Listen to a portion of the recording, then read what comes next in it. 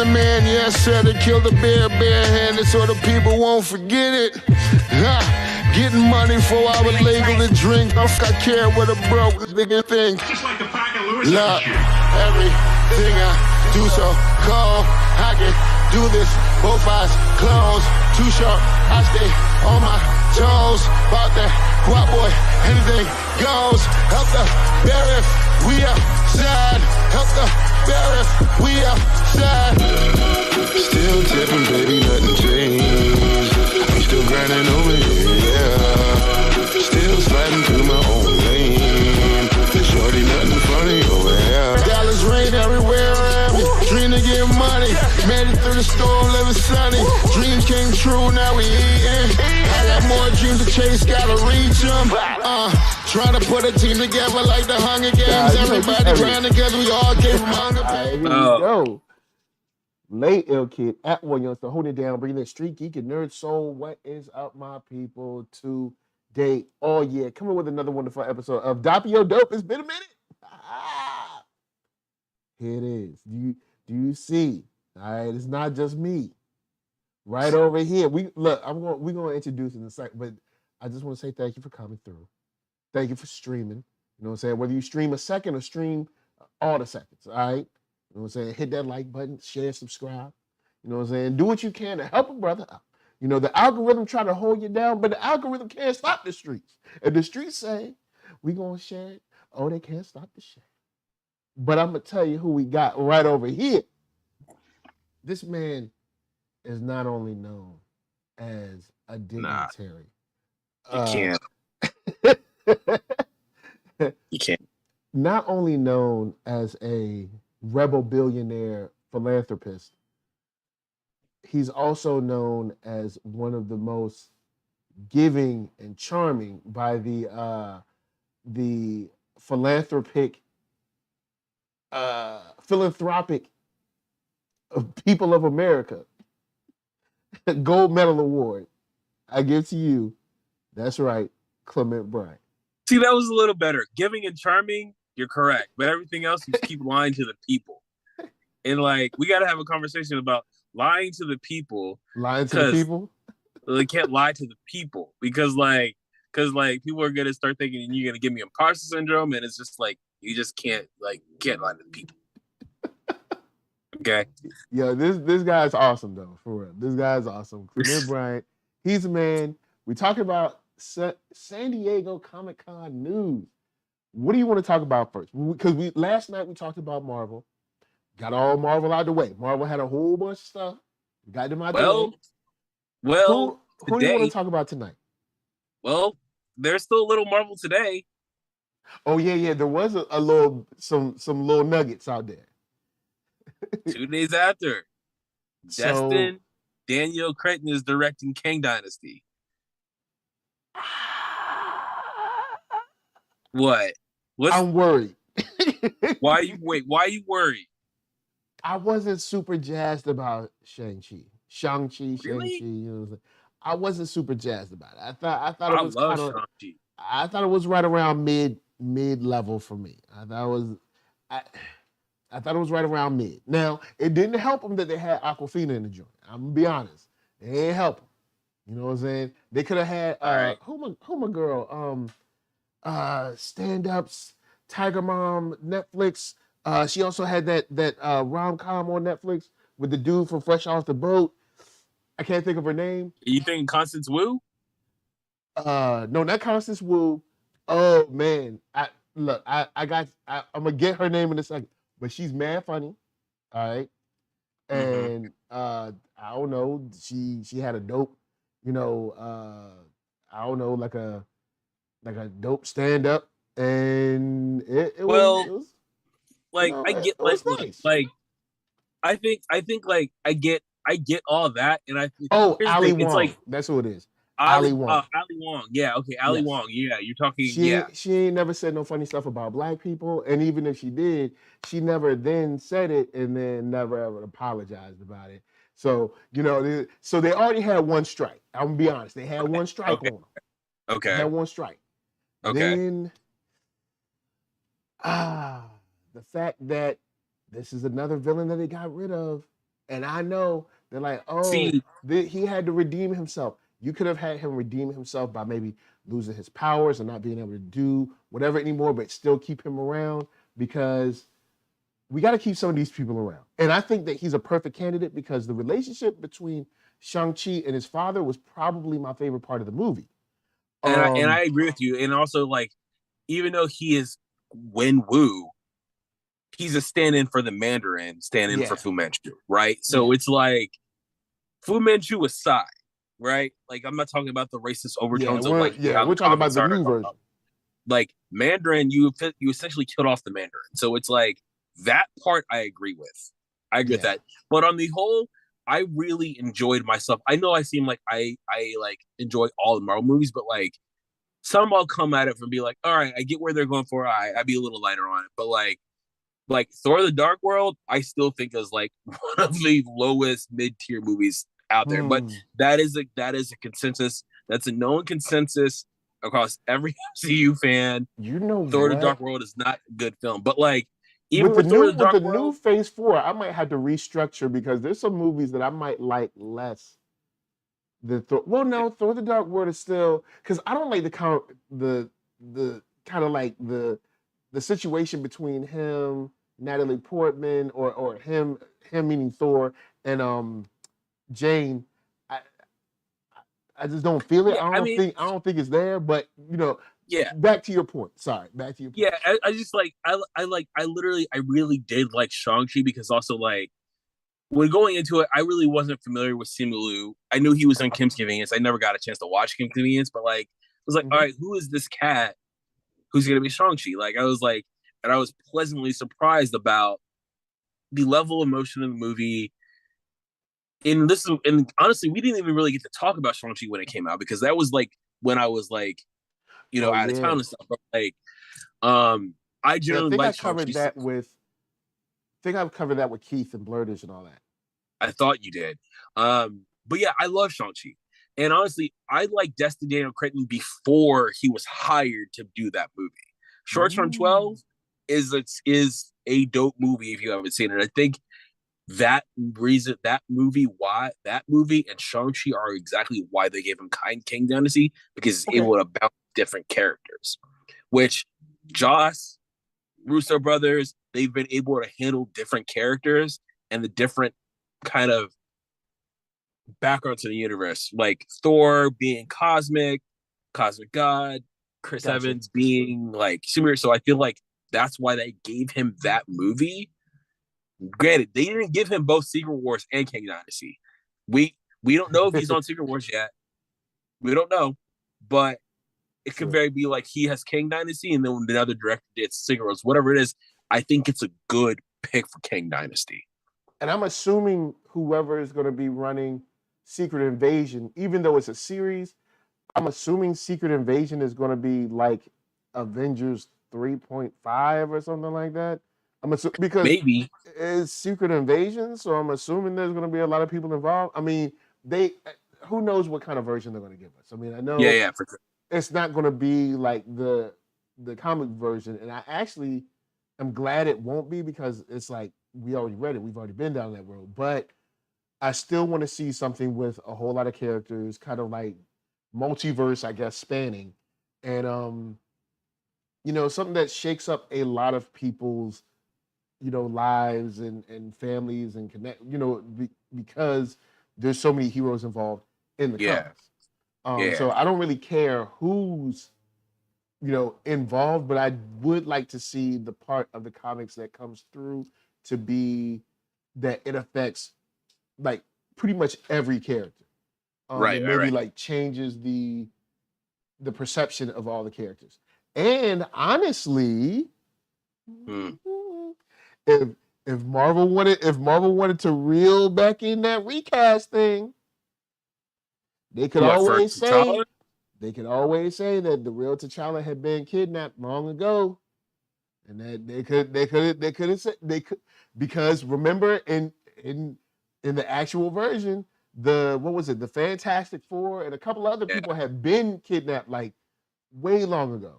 You know what I'm saying? I mean, it's true. Replaced. I'm just saying, Kevin, there's a way to fix this. I ain't saying and this ain't a situation where I'm mad about black women. This ain't no gender war stuff. Black women is dope. I ain't got no problem with it. The issue is you're trying to have a show about Gotham without Bruce Wayne. You're trying to have a Superman movie without Clark Kent.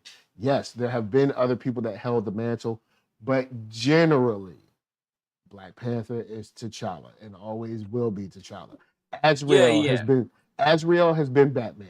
Nightwing has been Batman, but Batman is Bruce Wayne. Yeah, for sure. We know it. Like so, that's all I'm saying. You know, you have another out, but Kang Dynasty. I don't know, man. I wasn't super jazzed about Shang-Chi, but they kind of lost me early on with your girl Aquafina. So, and I'm gonna call her Aquafina because I know she tried to change her name after she got on, trying to pretend like she ain't did nothing. But I see you. I see you. See, But I like Simu Liu's dope. The actor, what is it, Tony Leung? He's dope. Yeah, Tony Leung's dope. And I really like his, I don't know, outfit or uniform or whatever. Like I thought that red leather or whatever. I was like, oh, I see you. So look, man. Besides the big dragon part of effects that I was like, I don't think these is fully finished. Like, you know, for the most part, things look great. Yeah. And so we'll see. Look, I'm not super on board with it, but we'll see how Wonder Man turns out. You know, we know the Wonder Man series is in development too now. He's behind that too. So okay. I think Feige likes to work with directors that he knows like he can collab with very well. Because the directors understand that, okay, I have to have my POV, but we have to have the commercial POV. We had to have the universe POV. He likes working with people who are easy to work with. I get that vibe, right? I'm not speaking for him. I don't know him. Never met the guy, but I get that vibe because, like, he had Joss for 2 movies. He brought back the Russos for Winter Soldier, Civil War, and then 2 Avengers movies. So they gave him 4 movies. Like, that's a lot. It's a lot. This is a lot. And then Destin has Shang-Chi, Wonder Man, a Shang-Chi sequel in development, and then Kang Dynasty. That's 4 projects right there. Yeah. So like, and you got the Russos on Netflix showing they still got it.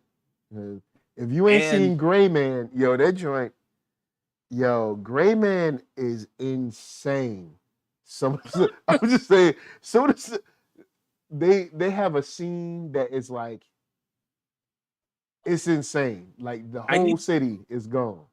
I need to go back and watch it. Like I was trying to watch it when I was out of town. I was just like, I was just tired of AF, but like I needed to rewatch it just in one setting.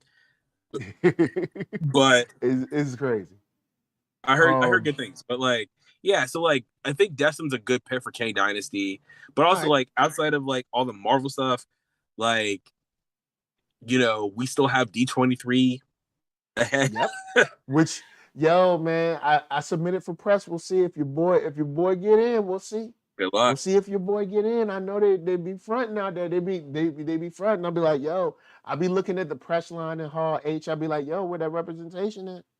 And then I'll be looking at the people that get accepted for press at D23. I'll be like, where that representation at? And I'm right here. I'll be submitting. Where you at? You know what I'm saying? If you get in, if you need a cameraman, call me. But anyways, I got you. Anyways, I got 10% battery life left, but yeah, man, like I generally love everything. Like I think every year Marvel just dominates. Like I think the closest thing next to that did really well was Lord of the Rings show. I think they did really well. I didn't see none of that stuff because I was like, they ain't gonna let us see no new trailer, no nothing. So they put up a new trailer. Oh, they put up a new trailer? Okay. They put up a new trailer. Then I'll watch that because when I just saw that they were like, hey, we're gonna show the show to the people that's here, and I didn't see any other news, I was like, well, I guess I didn't know they sold the show, but like they had a whole orchestra. Hall H, they showed at least half of the episode. At least that's what I heard from people in Hall H. Okay. I wasn't aware of that, but like I think like they did what they did. They bought like a whole orchestra. Like they brought Bear McCreary out. to like show like Okay. preview of the actual score in the show, which was pretty dope. Howard Shore is back. If anybody doesn't know anything about Howard Shore, how integral he is to like Peter Jackson movie, he's back scoring this joint. So it's like generally I really appreciate how they came with it. DC only botched Shazam and Black Adam and just was like, well, I mean, like, okay, if we're gonna be fair, Amazon only brought one thing, right? They only brought one thing. And they only bought one Lord of the thing, but Rings. that one thing when is they like, when they should have, I was honestly thinking we was going to get to see some Invincible stuff, and we didn't. So yeah, I was that's true. kind of let down. I was like, yo, hold up, where Invincible at? Like y'all ain't. So I ain't going down. So DC, I try not, I try to be fair with DC. I mean, that's but good. That Shazam look whack. I mean, I didn't have an issue with Shazam trailer. I didn't really have an issue with the Black Adam, right? I'm gonna try to get some light in here, but I didn't really have an issue with either of them. Okay. I just think I think it was too easy for Marvel to come in and dominate like they usually do. And DC, knowing that, Zaslav, new head of Warner Brothers Discovery, is like really trying to make DC something. I'm surprised they didn't have anything with Green Lantern. I'm surprised they didn't have anything because we know Green Lantern is still going. Green Lantern, Batgirl, Blue Beetle. Like there was also someone else I expected to do more. They had a lot of physical stuff out there, but I was expecting more visuals. With Bandai Namco, they got the Tekken animated series coming, and they got Dragon Ball Superhero, and I was expecting to see maybe a clip, a fight, something like that. Now they had a whole bunch of like Namco had Dragon Ball. Bandai Namco had Dragon Ball statues everywhere. They had Dragon Ball Z statues. They had GT stuff. They had, of course, superhero stuff coming. They had a whole thing behind the Marriott. They had stuff inside. Like they had figurines and stuff. But I was expecting to see like a special exclusive clip straight to SDCC from Tekken and also from Dragon Ball Superhero. And it would have been nice since Street Fighter 4 was like kind of the only fighting game there. Because I didn't see anything from ArcSys, even though ArcSys doesn't really come to to San Diego. But they had an opportunity to be like, hey, here's some Tekken 8 dudes. Because I mean, I'm assuming they're working on Tekken 8. So I mean, and you make good points at all that like, and you follow that part of it more than I do, to be honest. But like, I just think like there is a good practice of reserving your best stuff for Comic-Con, and I'm only bringing it up. These like Marvel has multiple opportunities where they don't have to blow the whole kit and caboodle in one sitting. They have enough stuff where they can be like, all right, let's hold this back for here. Let's make this, for Comic-Con. Let's make this for D23, and then if there's anything else in the middle, cool, so be it. That's generally what it is. I figure they'll probably show something at D23, was probably maybe the rest of the timeline, and probably a scene from Black Panther or a scene from She-Hulk. I'm trying to remember when it comes out. She-Hulk comes out August 17th. Okay, so it'll be after that. So they'll probably show a small clip from Black Panther, and then I'm assuming New York Comic-Con, you'll probably get the trailer from Quantumania. And then at D23 they'll probably see. And then at D23 they'll probably review the cast for Fantastic Four. Ooh, that would be a good get. Everyone is waiting for that announcement, and they're waiting on that Mutants announcement too. So I think like if that Black Panther leak that we were talking about yesterday is to be believed, they're going to need to get ahead of that sooner rather than later. Yeah, because there's a lot of people that I'm kind of like Jason and I said, look, if there ain't gonna be no T'Challa, then that's it. Ain't nothing we can do. Right. Look, let's go in and support this movie because Ryan Coogler is the dude, and this all we gonna get. until there becomes an avenue for funding for our indie comic book creators for stuff like Alchemist or Crescent City Yep. Monsters or Yep. Pac Samson, any of that stuff.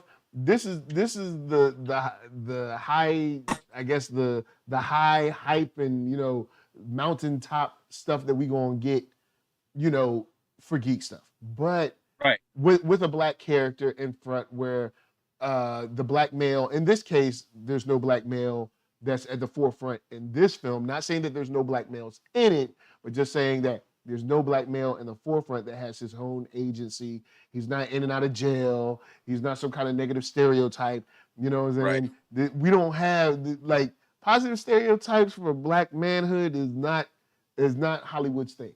So Right. it's hard to let that go. But they come in with the cast of Fantastic Four and maybe the rest of the timeline for the Phase 6. Yeah. That could help to mend some relationships and some feelings over if the whole rumor is true, because there's not many people that's happy with the whole baby daddy thing of like, oh well, yeah, it's kind of like they did with Superman, where it's like, oh, he had a kid and he was away, and that's it's like, oh god, Man, and here's the thing. Like, I'll say this, and hopefully it's not true. I mean, we'll see. It's like the Lake Bell thing could be true, like, but like overall, I think like speaking back to Comic-Con, I think like the fact that Kevin spoke to, he was like, all right, here's what's happening with Phase 4. Phase 4 is this is the end of Phase 4. Here's Phase 5, and then here's previews of Phase 6. Bought previews of stuff for Phase 5, and it was just I'm just like, bro, it's amazing. They were unloading, and they're still not done. We all know they're still not done. But like DC, like, look, I want DC to win. I want DC to win as much as I want Marvel is winning, right? I want DC to win. And here's the thing: DC, the Batman, Aquaman one, Shazam one, those were all surefire, dope movies. I don't have like I wasn't. It's not on my high of DC stuff, but I wasn't mad at Shazam. Like I didn't hate it. I thought it was decent. Another one that I probably put somewhere around like a 6 or something, like 6.5, something like that. Somewhere where I don't hate it. I don't love it, but I thought it was kind of okay. The suit is still. It's hard for me to get past that suit, man. That suit is cheesy to me. What's the movie? Shazam. It's hard for me to get past that suit, man. Yeah, and like, and I'm also not super sold on the actor from Chuck. I know people love him. I'm not really sold on him, but I don't hate the movie either. You know what I'm saying? I'm kind of in the it's okay. Yeah. Kind of like, crap. And here's the thing: I have my criticism on each one. Even Batman.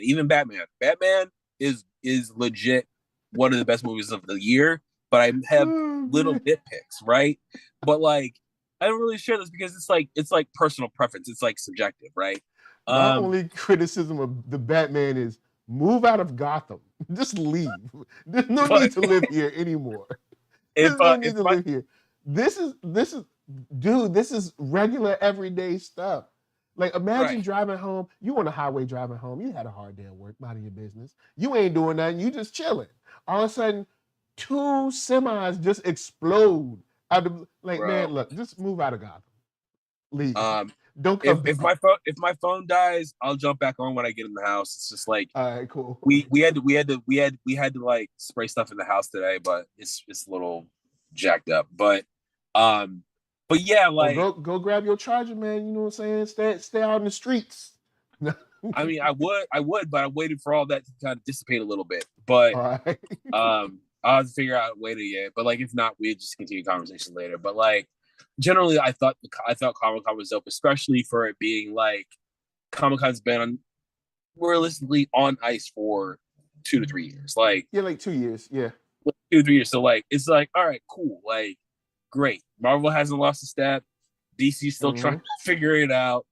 Like, is in generally like Amazon is like really kind of like they got the boys. They didn't bring the boys this year, but like they're Yeah. getting there, right? They're getting there. And like for me, it's like they might have bought one thing for Lord of the Rings, but at the same time, they made an impact. Yeah, I want to. Because of how much money they spent on that show. I'm just Good point. Like Lord of the Rings, I am as someone who's kind of like on the outside looking in at Lord of the Rings. I think it's cool, but I'm not, I'm not diehard about it. right. I haven't heard anyone come away from San Diego saying that they don't like Lord of the Rings and don't like the new direction.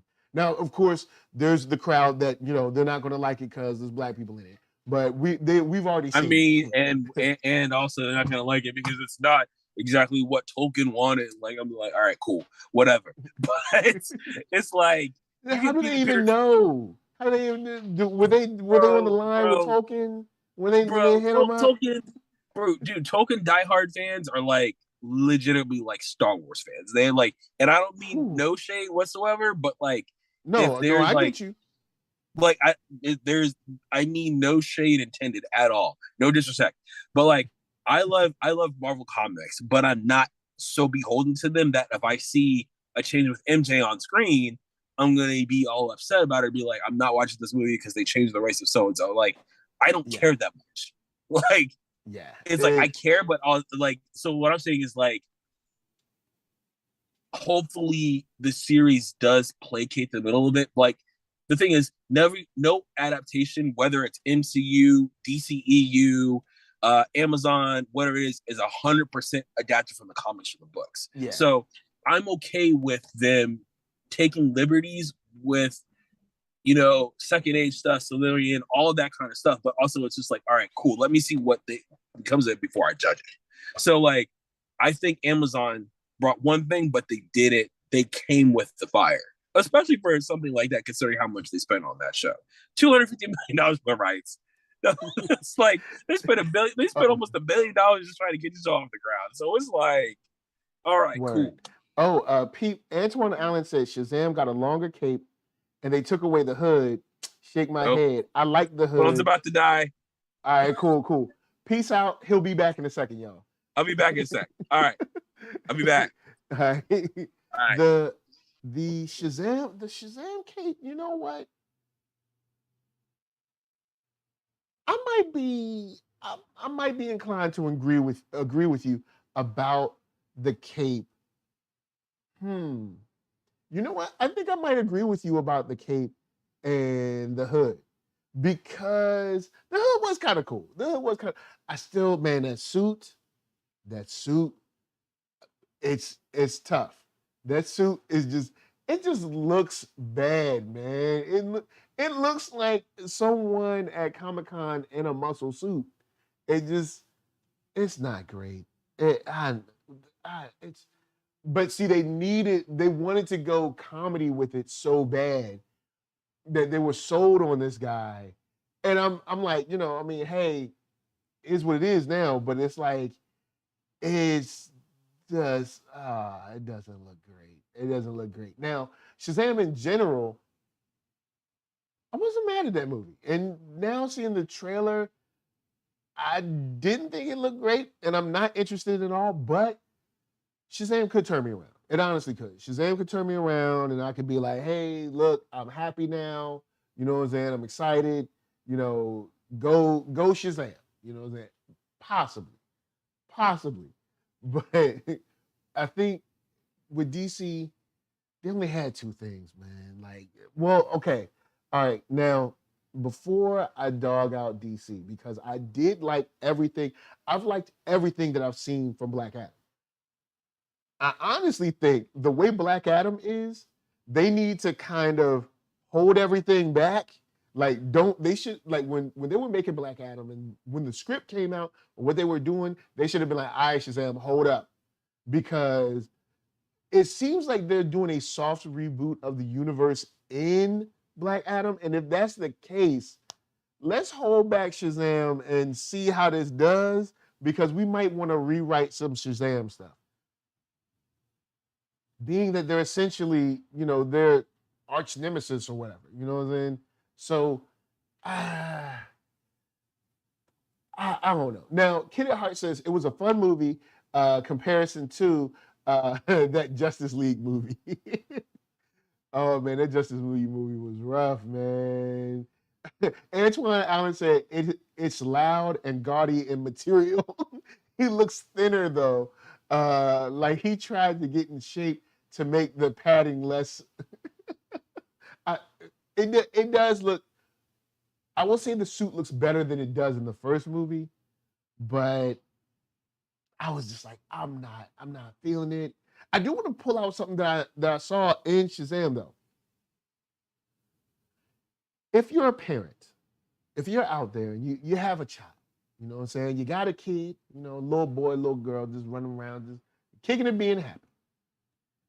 And your pediatrician has Annabelle, the doll, in their office, you need to fire that pediatrician. You need to move on and go somewhere else.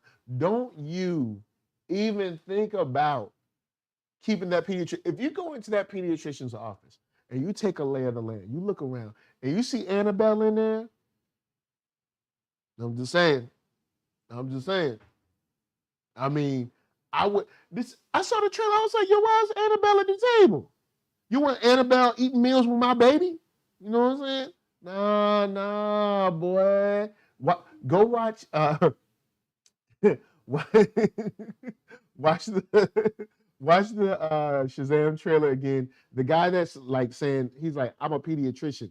When he points over to the table, Annabelle is at the table, man. I don't want my kids playing with blocks. They got Annabelle in their face. What's next? My kid gonna get possessed? Nah, bro. Nah, B. I ain't playing that. All right, leave my kids alone. You don't be trying to mess with my chillings. Nah, but Antoine Allen said, but the kids are growing. They'll all be adults by the time Black Adam meets Captain Marvel / Shazam. Yeah. Free the Bork cut. Man, look, all right. Kid at Heart said that's a hard pass. All right, so peep this. All right, I need us as a we got to. All right, from now on, we got to be like, look, no more free any cuts. All right, no more cuts, no more nothing. All right, no more. Look, if the movie that comes out is the movie we gonna get. That's it. No more. I know people love director's cuts. Just stop. And I know it's not everybody's fault. I know I ain't do nothing. You ain't did nothing. But the whole Snyder Cut thing, that thing was like that was like 4 years of our lives or something. I don't know. It seemed like it went on forever. And like Zack Snyder orchestrated it and with a whole bunch of bots and dumb stuff because, man, look, God, I don't want to see no more cuts from nobody. I don't want no more. No more. I don't want to see nothing. Now, Antoine Allen says the guy from The Boys was the pediatrician. Yeah, you know what? Yeah, what's it? Todd. Todd is his name. The dude that's all hype about Homelander. You better watch about them Todds, boy. Look. Them Todds will get you. All right. Then got the nerve to take the man's daughter to the Homelander pep rally, and he said, "Yo, don't take my daughter to this stuff, man. It's dangerous." Nah, look. I peep it. I know you married to my ex-wife. I get it, but I don't ask much from you, except to not take my daughter to the Homelander pep rally. All right. That's all. You'll never see Milk asking him for nothing.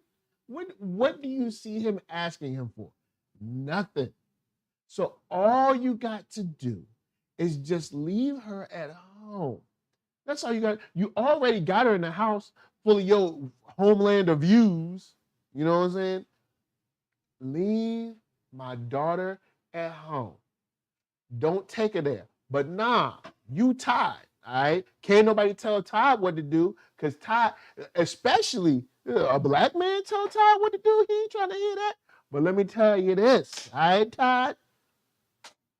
Take my daughter up there again, see what happens. You see, laid him out in the front yard. Now, Ty gonna have a problem. Okay, let's say tomorrow, right? Tomorrow, I can't remember Milk's daughter's name. Tomorrow, he tells, I don't know, what's the girl? Let's say, I don't know, Tia. All right, he's like, Tia, I want you to take out the trash. I'm not doing it. Ty's like, you better do what I told. Do I need to call my daddy? See, you made a mistake, Ty. See, now you can't do nothing. All right, because anything that happened, she gonna be like, I'm gonna tell my daddy. And when you don't want her to tell her daddy, all right, because her daddy, look, whew, you don't want to. Do you want to go to sleep again? Did you get enough rest? Because you about to hit the flow. That's all I'm saying. You about to go from here and take it in. Can I help you? What? It's Todd. You don't even know who Todd is. He's from Oz Squad. He's not. Todd is not from Oz Squad. No, Shouts out to Oz Squad. It's actually a funny show. PBS Kids, don't sleep. You know what I'm saying? Your brother does. He has refined and varied taste. All right. Antoine Allen says, I find it strange that that story on Snyder came out on the digital release. Good point. Good point. All right. So, and Kitty Hart says, I heard it made the movie better, but he still hasn't seen it yet. Okay. So the Snyder Cut. Oh God. Regardless of all the stuff, yes, the Snyder Cut is better, but it's also worse in places too. The only difference is that, okay, this is his full-fledged singular vision, and I really still don't think it's that great. Like, I don't. Now, is it better than the theatrical? Yes. Yeah, because someone has however many years to look at the response from the theatrical and all the criticisms, and then, yeah, like, of course, I'm a Monday morning quarterback. Yeah, I'm going to be better than the guy that was there on Sunday. Of course. But is it worth the hullabaloo? I don't know. And also, an extra $60 million, and I don't know, man. I mean, I guess, hey, we got it. So the good thing is we got to see more scenes with Cyborg and his father, because we barely get Black fatherhood, especially in, comic books, even though it'd be great to see some positive Black fatherhood in comic books. I mean, look at Black Lightning. They threw that man on the bus every time he turned around, and the man was just trying to protect his family. Then in this movie, they did kind of reconcile a little bit, but I mean, it's like dad won't no good, sorta. I mean, he kind of saved him, but he was kind of bad. But then they kind of reconnected. Where are the good, solid dads? You know what I'm saying? Where are the dads in comics where you get that scene where it's just like, I love you, son. I love you too, Dad. And then they hug. You know what I'm saying? Where is that? All right. It ain't gotta be Lou on Fresh Prince. That's all I'm saying. So we got Clement back. What's up, man? Hey, so I'm back. But yeah, so where we leave off at, but like generally, like I think we're talking about Lord of the Rings, right? We're talking about Lord of the Rings. Yeah. I generally think like, doing like here's the thing. I don't wish Lord of the Rings it's gonna be a hard thing to run, because it's technically a prequel to the Jackson films. I don't think they're marketing it as a prequel, but generally they're talking about the Second Age. So I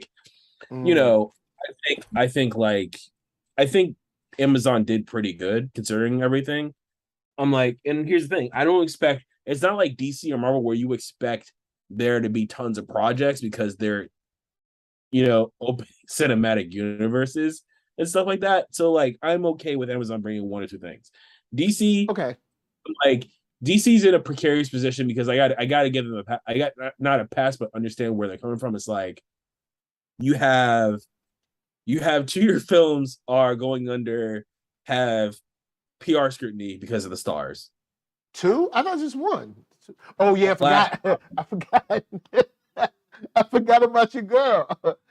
I mean, I don't know how much she's in it. Regardless of how much she's in it, she's still part of that story, right? How you do so much wrong? You got to pay like $8-9 million for all the wrongness you did. I'm not here talking about the Johnny Depp thing. I'm not commenting on that at all. I'm just speaking from an entertainment PR marketing perspective. You have two movies that like what you do, and so like I kind of feel for DC, but also I'm like, I know the Henry Cavill thing was a rumor. I wasn't going too much. I wasn't going too hardcore about that because we don't know where Superman falls in the whole DCEU. He's on CW, Arrowverse, whatever, but like, you know, she and I have in that man's bed. Look, I'm not. Hold on. That's a PR issue. People don't want to come see our movie because you pooping in people's beds, man. All right. I mean, no, people don't want to see that. People don't want to see you now. You done cut a man's finger off, and you done pooped in his bed.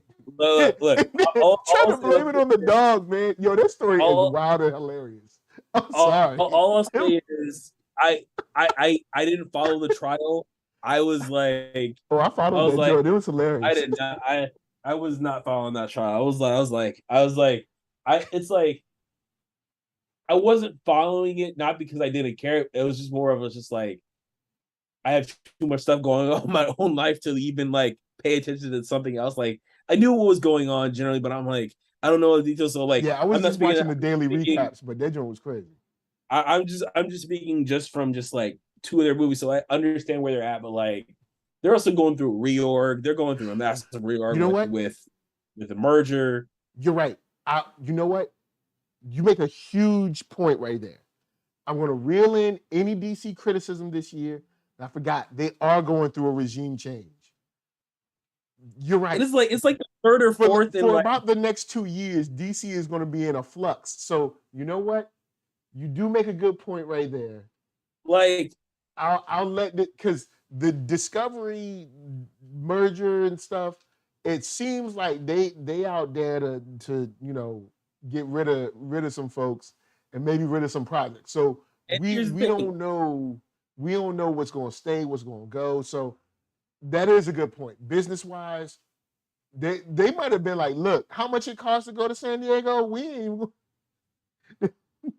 look, TNT, TBS are all in the Warner family, right? It's all in the family. They canceled Samantha Bee. Yeah, I think that was yesterday. Full Frontal with Samantha Bee. They canceled that. I forgot it was even on, honestly. Sadly. Snowpiercer, they canceled. They canceled some shows like we're getting ready to go production. Like they're not playing games. Like J.J. Abrams had a show that he was developing called Demi Mondi or something like that. I couldn't pronounce it. They told JJ like this is a wrap. JJ, like this is a wrap, man. It's like baby. Look, we're gonna go get us an indie director that don't cost a lot.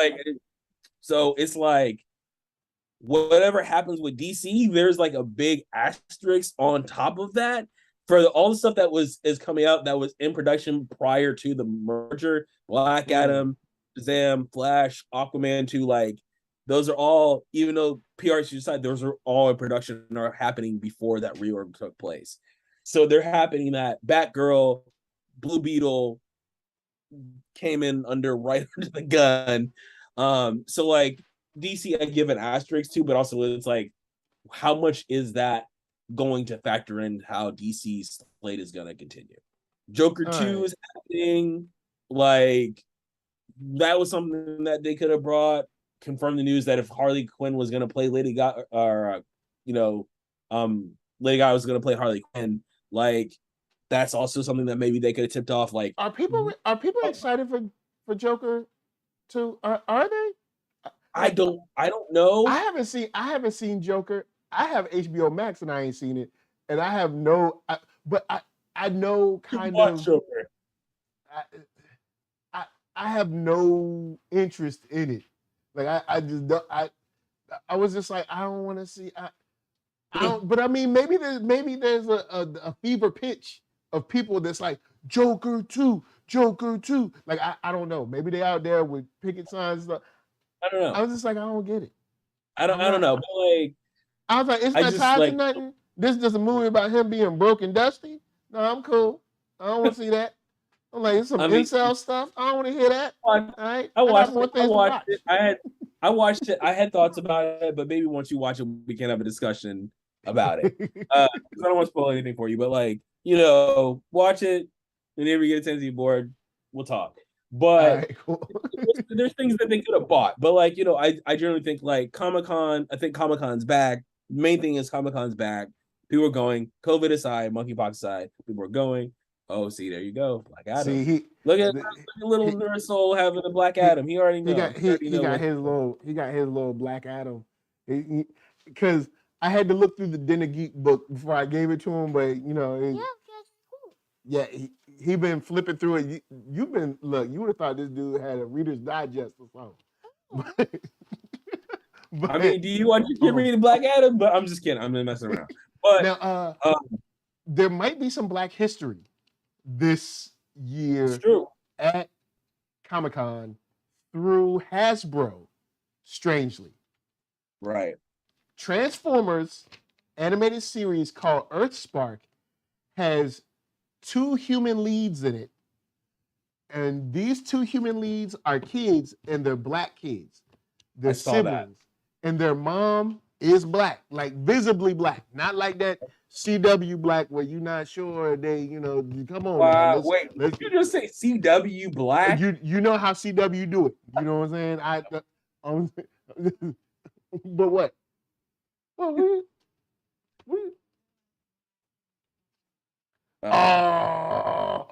no, they not. I seen the color of their skin tone. They ain't Black and Irish. Wait, who are you talking about? The kids in Earthspark is 2 Black kids. I don't think Transformers has ever had Black leads, much less a whole Black family that's working along with, of course, the Autobots. They ain't working with the Decepticons, right. Man. All right, so, but can I help? Can I help you? Thank you. I'm trying to show. So we ain't buying no Tony Stark right now. Look, Funko Pop gonna have to send me some money. but, I'll buy him the Tony Stark Pop. I owe him a gift. So I'll get him the Tony Stark Pop. But like, it's 2 kids. The voice actors are Black. The family is Black. I'm like, yo, I don't think this has ever happened in Transformers. And you know what I'm saying? And we get some more Transformers, and we get some more toys, and the kids are getting figures. So you know what I'm saying? There's some Black history. You know what I'm saying? Making moves. See, like, look, here's the thing. I love Comic-Con because Comic-Con has something for everyone. Yep. If you're a Marvel fan, you got your Marvel. If you're a DC fan, you got your DC. If you're an anime, you got your anime. If you like Transformers, you got your Transformers. If you like cosplay, you got your cosplay. If you want Netflix, you got your Netflix. It's like there's something for everyone, right? So just on a better poke, I want to celebrate the fact that Comic-Con's back. It's a thing again, and it's like, granted, COVID is still a thing, pandemic is still a thing, monkeypox is a thing, polio might be a thing now, but like, who is?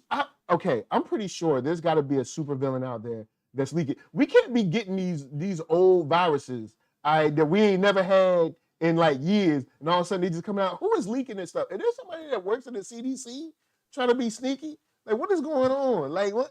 Like, I mean, we knew there was a whole bunch of like moms, non-vaccine moms that messed up the measles at Disney. We know they did that. All right, we know they did that. But we saw that. They was on the news saying they did that. But still, I'm just where all this other stuff coming from, man? Look, we want to go outside. All right? Dang. I want to go outside without a mask on my face that make my whole face hot. All right? You know my face is hot. Come on, man. Dang. Can't do nothing out here. Like all that, dude, all that, man. It's just like, I think we'll see what happens, man. Like, generally, I'm just happy that we have an event back. Like, I know we had the DC fandoms, I know we had the Comic-Cons at homes, but it's never quite truly the same to like go see people and stuff like that. Especially when it comes to like the toys and the figures, to actually see them up close. You ain't gonna buy them joints, but it's still cool to see them up close. but also it's nice. Like one of my really good friends, she's a really good friend of mine from like my like nonprofit days back in DC. Mhm. I had no idea she was a geek until I moved to LA. I went to my first Ah. Comic-Con in 2013. I was like, wait, what are you doing here? It's just like, I love Comic-Con. So every year I go to Comic-Con, I was like, yo, what's good? What's good? I miss see you. Yo, and the DC. it is Comic-Con does become, and not only Comic-Con, any comic convention, Yeah. because Comic-Con is probably the most notable one, but this it's not. It might not even be the biggest one right now. I mean, there's huge. You got C2E2, which is huge. True. You got Dragon Con, which is huge. You Yeah. got like stuff like MomoCon or something like that. That's kind of big. Like, I mean, it might be the biggest, but I don't know if it's the biggest anymore. Then we got LA Comic Con coming up. We got New York Comic Con. You got trying to think of it's not really Comic Con, but you got PAX. You got PAX East and PAX West. So you know, the good thing about these events, even though traveling is crazy, stuff is expensive, blah blah blah, but it kind of becomes sort of like this geek family reunion. So it's like it's like, oh, well, we don't live on the same coast or we don't live in the same state, but we all know that we're all going to such and such and such. You know what I'm saying? So then like, it becomes like kind of like this reunion where you get the fun of being at some kind of like geek wonderland, but also just being together again. Right. And that's what I love about Comic-Con. It's also like if you slept outside in a Hall H line, like I have, like sleeping. There's nothing better. There's nothing better than feeling of sleeping in line and you have a group of people and you make it in the Hall H in the row that you want to be in. Man, and God bless y'all. Man, because I ain't never. I can't do it, man. I can't do it. I've thought about it. There's been a couple years where I thought, like, man, I'm gonna go out there and I'm gonna sit all night. I'm gonna wait. I'm gonna get in the Hall H. But then I'll be like, nah, man, I'm gonna just watch it on TV. There's ways around it. There's ways around it. If you have a big enough group that you get in line with, it's like, all right, y'all take shifts. I'm gonna go sleep in the hospital. I'm gonna go sleep in the hotel room for like 3 hours. Take a shower, come back, rotate. We're back in line by 9 a.m. Everyone get in line. Let's get it. Let's get in line. Let's get those wristbands. Let's get the COVID testing. Let's get in there. Like, the COVID testing. In that COVID testing. I'm glad I didn't go this year for that. But like, it's like getting into Hall H and then being there for all the stuff that you don't see online, like secret invasion footage, like that you can't. Because there is tons of stuff that you don't get to see online. And being in that room, when I was in that room in 2009 when Blake got announced, bro, like it blew my mind, right? Word. Like I think it's just a really good experience, just like to meet your friends, have a meeting. I've only been talking to you online for like 2 years. Like it's good to see you. Like I just love that aspect of it, you know. So I'm just waxing poetic right now. Because I saw, matter of fact, I rode down there with Jason Reeves, and I saw Alvern Ball. He's a comic book writer, and he lives in LA. He lives in this area. But I haven't seen him since the AT&T event in like 2019. Right, I was there. Yeah. So it's like, these events become, because I'm sure you watching us or listening to us, you and your friends got crazy schedules. They might work night shift and you work day shift, or they got crazy. They work 12 hours a day, you work 8, but then you go home and you gotta change and be a coach for a little league or something. Like, you don't get to see each other. So it's like, okay, cool, we're all at the event. We get to hang out for at least like one day or a weekend and like chill. And shouts out to Jason Reeves for putting me on to like this small Mexican spot. Yo, man, food was the bomb. Yo, shouts to Santana's. All right? It ain't downtown. You got to take an Uber out there, but yo, it's a low-key spot. And since it's one of those like mom and pop joints, it was empty on like a Saturday afternoon. It was empty. Brother ain't had to have my mask on. We was all chilling because, you know what I'm saying, we living that vax life, you know, keeping it away. You know what I'm saying? So, but yeah, that the only thing that annoyed me about Comic-Con, once again, say it. Comic-Con volunteers. I know. This is Comic-Con. I know they gave you a clipboard and a flashlight. I'm listening. I'm here. I'm listening. Keep going. But it's a convention, man. This ain't the CIA. It's not Fort Knox. Y'all ease up, relax. Like, right. Y'all, this ain't the military. Like, I mean, and it's always look, without fail. Like, the people at the doors don't be the ones. It's like the ones that the sentries that walk around and stuff and just be looking for people to do something or whatever. But the people at the doors be like, "Yo, what up? Come on in. Come on in. All right, word. Peace out." Like, make sure your badge is flipped around. It's like, look, look, I've been walking around all day. You know, yeah, I'm just walking around. I'm not. Ain't nobody trying to. But like, granted, like, look, everyone's just trying to do their job. Everyone's like, look, and that kind of was I'm not sure you heard about that stuff with Joseph Quinn, the guy who played Eddie Munson in Stranger Things. This wasn't like a bigger con. This was one of the smaller cons. I think it was like London Comic-Con, and he was meeting people in line, and so he was being very generous to people in line, to people who want to pay for his autograph.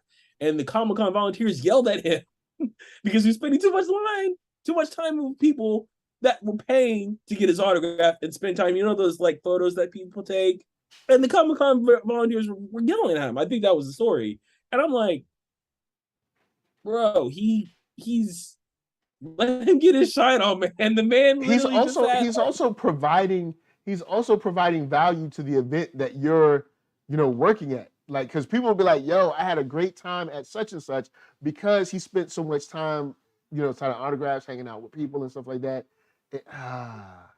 And you don't, and like someone who's like new to the Comic-Con experience, just like not just Comic-Con, just cons in general. You don't want to ruin that, especially for someone who's having his moment, man. Like, yeah, because I mean, he, you know, spoiler alert, he's not going to be in the next season, all right? So let him get his shine. You know what I'm saying? I mean, but he might be in other stuff. He might very well get casted as Sentry in the MCU. He might get casted as Wonder Man. I don't know. I'm just saying, never know. You never know. But I think he did hold it down that season. So he did. And matter of fact, speaking of Stranger Things, yo, Marvel, I don't know if the Duffer Brothers are busy, but I know they said there was going to be some spinoff stuff. But you know, the Duffer Brothers, they know how to handle large casts. That's all I'm saying. So what you thinking, Duffer Brothers for Secret Wars? Is that what you saying?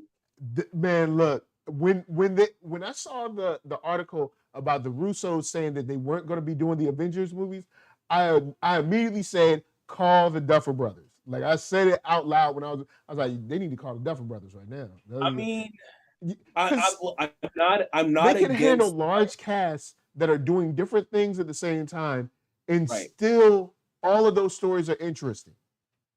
Now, I guess it also depends on how much control or involvement they're going to be allowed to have due to, you know, you're talking about there's, who knows, 4, 5, 6 other projects going on at the same time. They got to align and got to put this piece in here. Don't forget the spear of destiny got to be right here, something like, you know. So who knows? But they can handle Stranger Things has like 13 people. About that. You got the main. Main 5, because you got the main 4 plus L. Then you got Steve the Hare Harrington, Nancy, Robin's big brother, Jonathan, Robin, yes. So that's what, 9. Joyce, Hooper, Hop, and and the Russian dude. That's 12 people right there. That's and 12. I'm pretty sure I'm missing somebody. Erica. So then the parents are somewhere in, like, not just outside of Joyce, right? Like the parents, like Mike and Nancy's parents are somewhere in there, like, and you still and let's not forget, like, you still have Dacre Montgomery back in there somewhere doing something, like, so Now, Antoine Allen said Shang-Chi director has the next. Yeah, we covered that like at the very beginning of the show. Yeah. So yeah, but it would be, at least give him a ring a ding ding. You know what I'm saying? Give him a call. Look, if it's not Secret Wars, they'd be good for Fantastic Four. That's the other piece of this.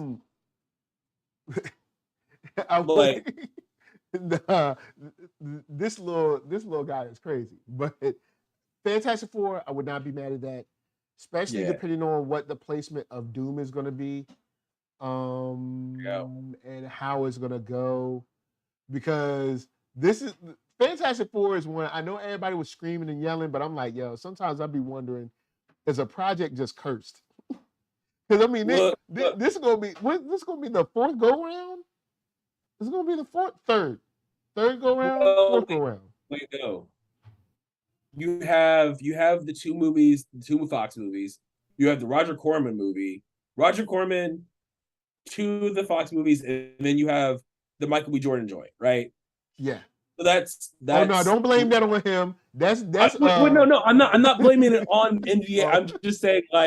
I'm just saying that casting him as Johnny Storm was a good casting decision, right? That was a good however the movie turned out, that was a good casting decision. What's the boy's name? Josh Trank. That's what it is. Josh Trank, the Josh Trank movie. So granted, the casting of Trank's movie, I had no issue with the casting. Toby Kebbell was Doom. I was like, all right, cool. I had no issues with the casting in the movie. The story was what the movie turned out to be, but also there were studio affairs, which were more documented of, which we're aware of. So this will be fourth go around. You're right. Yeah. If it's Duffer Brothers, you need to get the person to get is Brad Bird. I'm telling you, Brad Bird's not a bad pick. Not a bad pick. Brad Bird would be a great pick for Fantastic Four. Because also Feige, from what I've heard, Feige likes how he didn't really have to manage the set for Raimi for Multiverse of Madness, and he wants to continue that with Fantastic Four. So bringing someone who's more established is why they were trusting John Watts originally, right? So if you get Brad Bird, bro, Brad Bird, who's technically done a family movie, with two incredible movies, and I still say Ghost Protocol Mission Impossible is still one of the coldest joints I've ever seen. Ghost Protocol is on another level, yo. And speaking of Incredibles, that in the show where I was talking about Disney as a whole, running it, if I was Bob, if it wasn't Bob, it was me, I'd have been like, hey, Pixar. They'd be like, hey, how's it going, man? We're working on Lightyear 2. No, you're working on Incredibles 3. That's what you're working on. You're working on Incredibles 3. But we were thinking about doing a movie about feelings. No, you're doing a movie called Incredibles 3. That's what you're doing. We're like, I want to hear it. All right? We need to get these streams up. All right? Get these streams up. Incredibles 3. I mean, look. I think Brad Bird. I've heard Brad Bird floated by just fan communities. It's not official. This is just my fan director who would be good for it. But I think that he would be a good choice. Duffer Brothers would be a good choice. If it wasn't for Deadpool 3, Sean Levy would be great too. But that, and because of the Stranger Things connection. Yeah, okay. But I imagine a D23 will get the director for FF and the cast. If it's not the whole cast, it's here's your Reed Richards, here's your Sue Storm, right? But it should be. I would love it to be either the director or the cast or a combination of both. X-Men. Who knows what's gonna happen with X-Men? Yeah, because you do have that clip where I can't remember who's interviewing him. Apologies, because I can't remember who it was, but he asked him about Phase 10, Phase X, and he said that would be a great time, talking about bringing in the X-Men, and he said Phase 10. He said, do you want to wait that long for the X-Men? And then after waiting for a second, Kevin Feige, then he follows it up with, I don't. So it's he's doing his salesman thing, I mean, let's be honest. Feige has the old school Steve Jobs joint locked down. Like when it comes to Marvel fans, it's like, and we have that one more thing for you. And then here's your one more thing. You get not one. He was like, "You want to wait two that long for Avengers. X-Men?" Then he said, Right. "I don't," and that was the end of the interview. I was like, "Ah," I was like, you know, and you then know, they and like, slipped. this is what I'm saying. Like this is what I'm saying. Like Feige may not have an overall plan, but Feige knows how to sell stuff, and Feige is a salesman. He learned, I swear, he learned from the Steve Jobs school of presentations. Black Cap he's got his outfit, like Steve had his outfit. Like, look, don't touch Feige because of presentation. Here's one more thing. You get one, not two, but you get 2 Avengers movies in the same year. Done. Yep. Because it's like, yo, we got our phase 4, which was, a roller coaster, but it's not all bad. I'll say that. It's not all bad. Then we got phase 5 coming fast and furious. The end that joint up, we'll see what happens. I mean, we might see them in Secret Wars where it's like, yo, look, they were just in another, like, when we saw Spider-Verse, not Spider-Verse, when we saw No Way Home, where he was like, I've been with the Avengers. And he was like, oh, that's great. What's that? He's like, and main Peter is like, all right, you don't know. But also, let's just talk about. I know we got to wrap it up. But like Peter 1, Peter 2, Peter 3. We didn't talk about like that was just. I rewatched No Way Home a couple weeks ago, and I was like, all right, like, yo, No Way Home, they came with it. I'll give it to them. They came strong. The moment when they all like they're like, all right, Peter 1, Peter 2, Peter 3, and they jump off and they're like flying, and then like Peter 1 swings both of them and they all land together. Come on, man. That's worth the price of the ticket. Come on, man. But also the little kid in you was like, yeah, exactly. But then you saw the camera angle at the beginning of the movie. You saw when this dude put his cane down, and you're like, is it gonna do it? Is it gonna do it? Is it gonna do it? Is it gonna do it? Is it gonna do it? Oh yes, Daredevil's back! Like this is amazing. Like so, we got some stuff. We got some stuff coming. Shouts to let's see. Jenna James says Marvel Studios now accused of overworking, underpaying, and being infamously awful to VFX artists. Yeah, I kind of covered this slightly. I don't know, maybe like a week or two ago. I covered like a little bit, but yeah, that's something that they probably want to get under control sooner than later. Disney got all the money in the world, man. Pay them right. Because here's the deal. Y'all got a whole slate of nothing but special effects. I don't know if you know, but you're going to need them. And if they do a VFX strike, it is not going to be pretty in them streets. Y'all thought the writer's strike was bad? Man, look. Like, and here's the thing: the VFX. If that VFX strike happened, it ain't just Marvel projects that you're talking about. Yeah, just Marvel. Everybody gonna be mad at Marvel. Everybody gonna be mad. Because we gonna be like, we can't. You know what I'm saying? We can't have our this, that, and the third because of Marvel. Now, Moses makes a good point.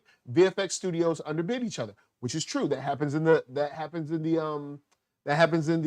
artistic community a lot. It's a race to the bottom. And now when you get to the bottom, then you want to cry about it. So there is that argument in there as well. It's like the whole point is like there's a lot of elements to it. And like the thing that is, and I think we talked about Antoine this. Allen said it explains that She-Hulk. Man, that She-Hulk is struggle, son. I'm guessing they're working on it right now. They're probably re-rendering it, putting some more layers or something, whatever they got to do. Because they were like, hey, y'all, we fixed the trailer. I'm like, no, you didn't. I'm like, no, you didn't. And honestly, I think the whole visual effects thing is like, you can't, it's from a marketing perspective, it's very hard to wait for all the effects to be picture perfect, because by the time it's picture perfect, it's too late to start marketing the joint, right? Yeah. And so like, because I've been there, it's like, I give that, it's like, regardless of like, that's why you have to have your scenes that are in the dark, So it's like, all right, we can finish this joint first. Or have your shots that are specifically for the trailer and be like, right. Render these first. Because these are for the trailer. Don't worry about the rest of the show right now. Get these joints for the trailer right. Right. And also I think the bigger issue is there's so many things, franchises. It's like Hollywood is a franchise. It's not how it was in the 70s and early 80s. It's about franchise right now. So Marvel, DC, Lord of the Rings, Boys, Star Trek, like all these require visual effects. So I think it's like Marvel is part of that equation, but also it's an industry problem. Like a few years ago, Rhythm and Hughes went under. That was a big thing. Remember that? Like that was a big thing right before. I can't remember what year it was for the Oscars, but it was like right before the Oscars that they picketed the Oscars because the visual effects. It was a weird. I'm trying to remember what the exact story was. It was a few years ago, but like Rhythm and Hughes, which is one of the biggest ones, went under. So like the VFX stuff is not a game, but also it's representative of a larger problem. Everyone needing franchises, Stranger Things, visual effects, Gray Man, visual effects. Like let's see, Paramount Plus has 4 running Star Trek shows. All right, hold up. You got Picard, you got Strange New Worlds, and Discovery. Yeah. Those are all live action that are going on right now. On top of the shows that are still coming, I know there's a show about the guys with the black badge. I can't remember the Section 13 or whatever. It's supposed to be a show about that. So that's just Paramount Plus. On top of whatever else they're doing. Star Trek is definitely resource heavy when it comes to the visual effects. Then you got Marvel. They just put out a slate of like 100 different shows, all right? Then go back to Paramount DC. Plus. They also have a Knuckles spinoff happening. Like visual effects. It's like because Sonic is essentially an animated movie. I mean, to a certain degree. Right. And so I'm not defending Marvel because Marvel's a big piece of it, but it's really representative of like how many franchises there are now because franchises sell. Franchises just sell. Speaking of that, is the VFX, because I haven't read enough of, I read the article, but they never, at least the article I read never mentioned this. Is the VFX community even unionized? You know what? I don't know. I think that was part of the. They use a lot of contractors. I think that might have been. I was reading the article through like meetings at work today, so I need to go back and read it. But like, I think part of that article was talking about unionization at the tail end of the article. Because so unionization is a big thing with that. Unions, all it's that is legitimately touches everything. So like, whatever that conversation is needs to happen. Yeah. Because like these guys doing the visual effects, they are artists. Yeah, you can't live without them, man. We can't live without them now. Even things that sometimes like if you have like one big explosion sequence, like Nolan likes to work practical as much as he can. Yeah. But he still has to use CGI and VFX sometimes. Well, even if you say I want to do this this effect practical, you're still going to have to hire someone to do it. And you're still going to have to pay them well, hopefully. You know what I'm saying? Right. Whatever their work, because you're going to have to, unless you want to do something like who's the dude that did Apocalypse Now that actually like put off real bombs in the jungle? Was it Francis Ford Coppola? Yeah, Coppola. Yeah, homie used real like right around the actors, man. Like that dude is crazy. But at the same time, that scene looks incredible because it's real. So look, he's crazy. Look, don't do no movie with him. But yeah, like visual effects are like that is a big I forget who brought it up in the chat, so thank you for bringing it up. But like the big VFX stuff, it's a conversation that is well overdone. And we didn't even talk about Star Wars in this equation either. Yeah, we didn't talk about. They have Mandalorian coming. They have Acolyte coming. They have Ahsoka coming. Andor coming. So that's what, 4 shows at the very least 4 shows. And then who knows when they're going to want to do another movie. Sorry, I didn't mean to cut you off, but like then you Lucasfilm with Willow in Indy 5. Like, Yep. It's not just a Marvel problem. It's a problem overall. Marvel is part of it, but like, and there's not Marvel's enough of probably the biggest name, so of course they throw Marvel on there. But yeah, it's Hollywood in general has, been very. I don't know if very dictator-like when it comes to artists in general. Remember, I don't know, whenever I bring it up, people don't remember it, but you're in the industry, you probably remember. 2016-ish or whatever. Remember when Disney and some other companies got caught wage fixing with animators, like 3D animators, like stuff like Pixar and stuff like that, like those kind of animations? Something about that. I remember seeing the article about wage fixing because I'm friends with a couple of people that are like in that industry. So I remember the article, but then it kind of like it just disappeared. Like I was just like, so did they start? Did they stop wage fixing or? Right. But yeah, because Disney was like, well, hey, we got Disney, we got Pixar, and it was two other companies, and they got caught basically wage fixing, being like, look, we're gonna make sure we pay everybody and nobody gets paid what we don't want them to get paid. You know what I'm saying? And yeah, can't do that. But that story just disappeared. Man, look. So here's the thing: Hollywood entertainment. At least in the United States, it's a small community. It is a very it's so small. So it's like you really gotta watch your back, especially if you're talking about putting food on the table. Like it's like True. It's one of those. There has to be progress, but there also has to be a balance, right? There's their way for like Marvel to be like, okay, we're gonna release 6 projects this year, 3 of them TV shows, 3 of them films. Cool, but who knows, right? All right. So with that said, it's that time. Are you ready to say goodbye? Bye. Ready to say good night? Good night. Ready to say I love all y'all? Love all y'all. All right. So before we do that, Clement, tell them where they can find you. Twitter, Instagram at Clement Bryant. All right, this what's up. Shouts to Moses, Antoine Allen, ZSB Lou, Jenna James, anyone who was lurking, anyone who I forgot your name, not on purpose. NERDSoul, Facebook, Instagram, Twitter, TikTok, podcast, all that jazz. Hit that like, subscribe, share, all that jazz. You ready to tell them bye? Ready to send them you ready to give them the comics and the beats? Yeah. All right, go. Oh. You ready? You sure you ready? I go and tell them bye. You got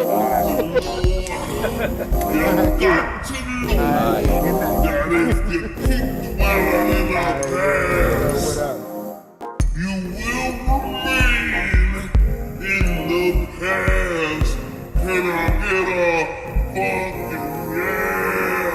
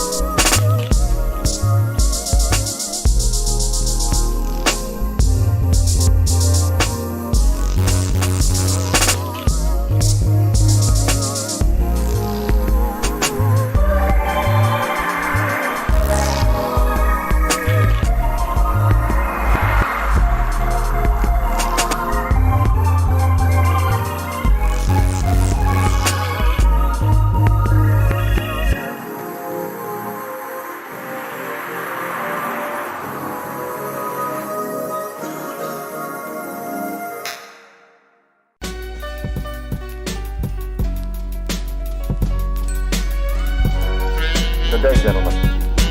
This is a pre-recorded briefing made prior to your departure,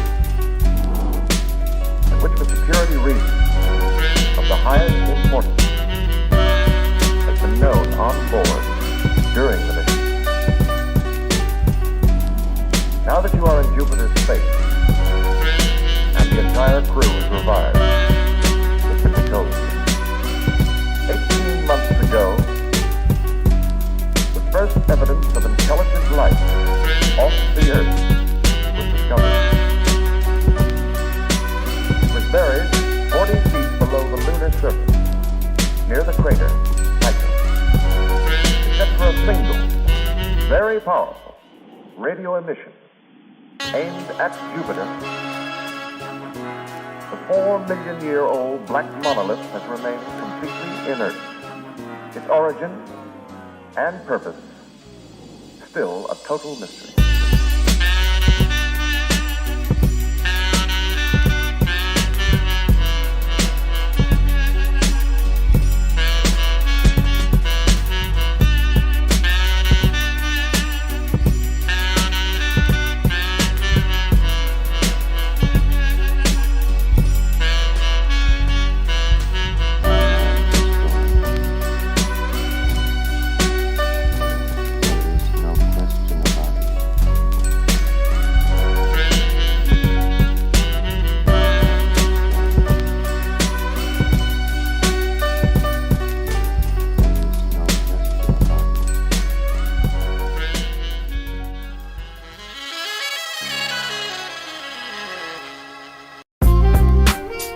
You're listening to my daddy, All Gorilla MC.